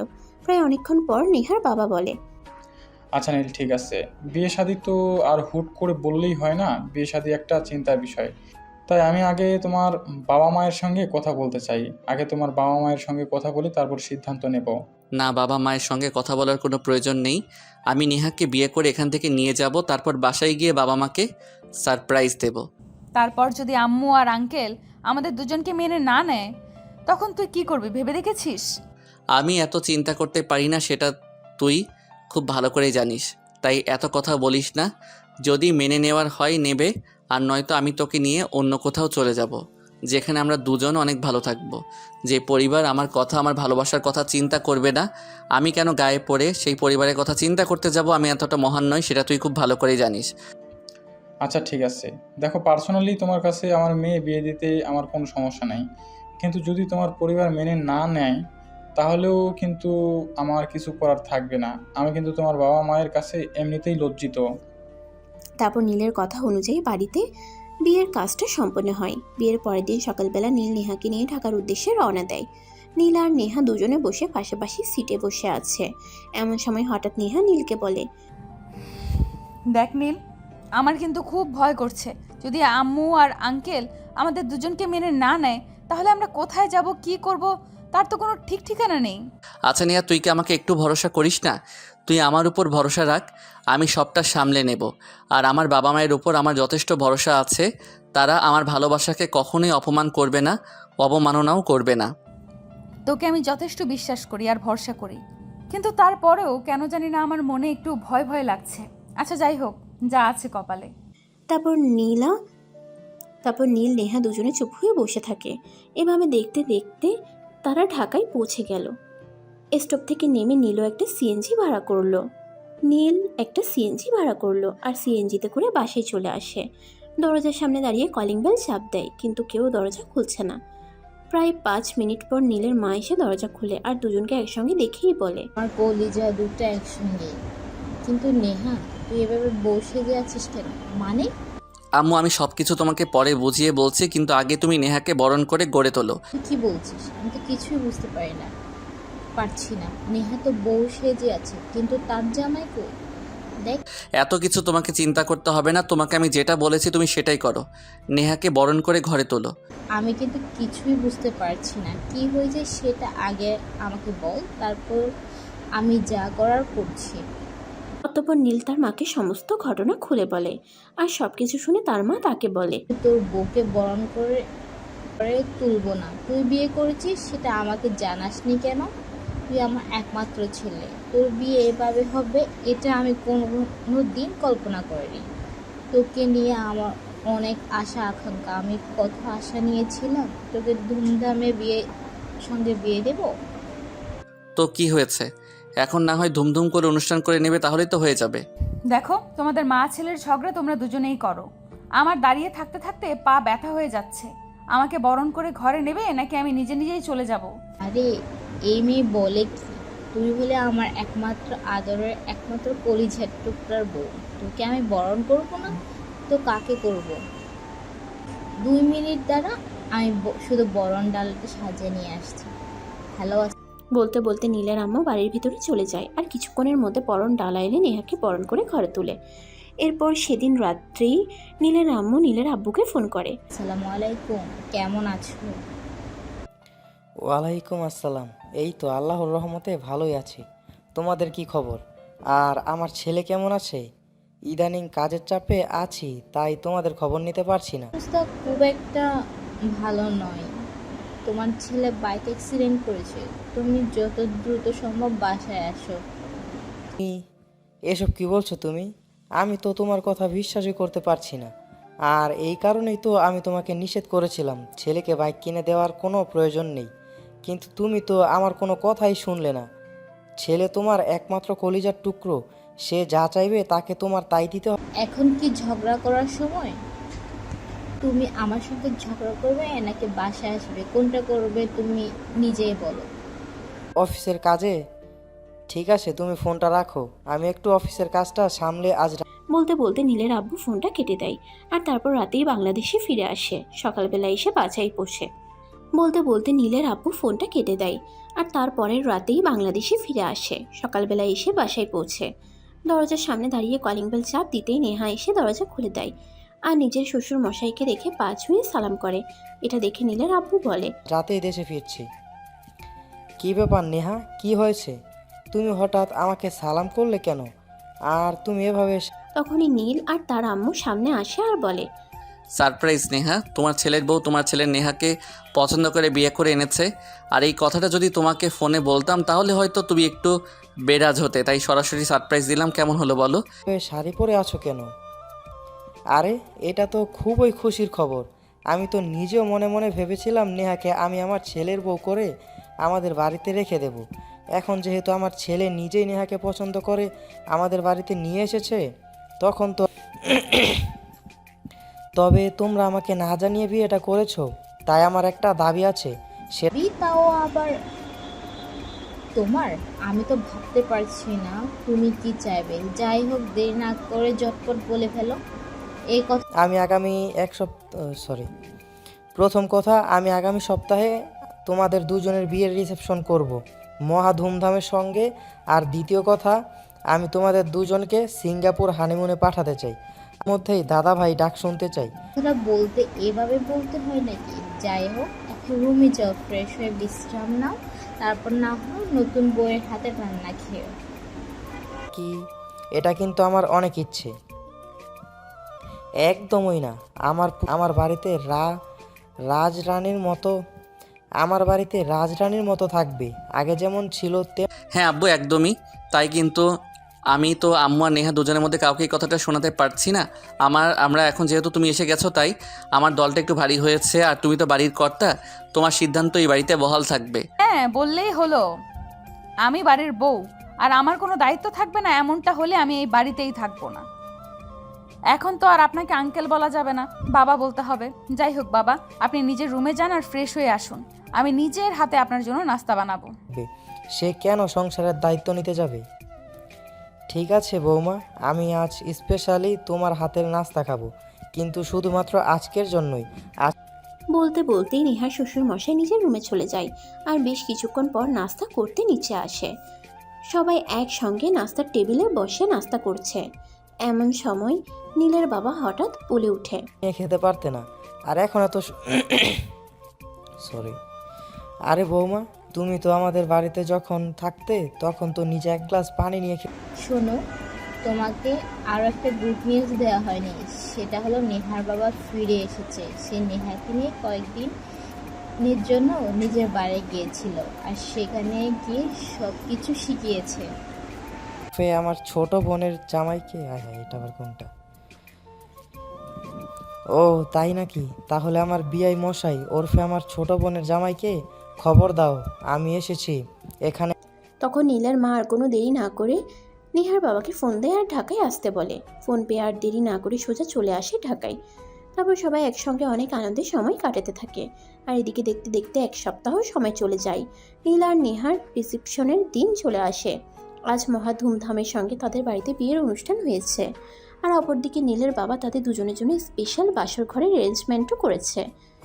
রাত প্রায় 11টার মতো হবে বাজে। তখন নীল আর নেহা দুজনকে বাসর ঘরে পাঠানো হয়েছে। তিনি রুমে ঢুকে দরজাটা বন্ধ করে নেহার কাছে এসে বসলো আর তারপর বলতে লাগলো, তো কি ব্যাপার ম্যাডাম, নিজের খালাতো ভাইকে জামাই হিসেবে পেয়ে আপনার কেমন লাগছে? আই মিন, আপনার ফিলিংসটা কি? ফিলিংস সেরকম কিছুই না, তবে যাদের কাছে বড় হয়েছি তাদের কাছে সারা জীবন থাকতে পারবো, সেটাই সবচাইতে বড় পাওয়া।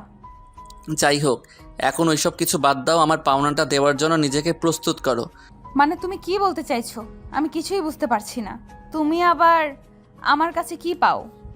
বোকা মেয়ে একটা, আমি তোমার কাছে কি পাই সেটাই তুমি জানো না।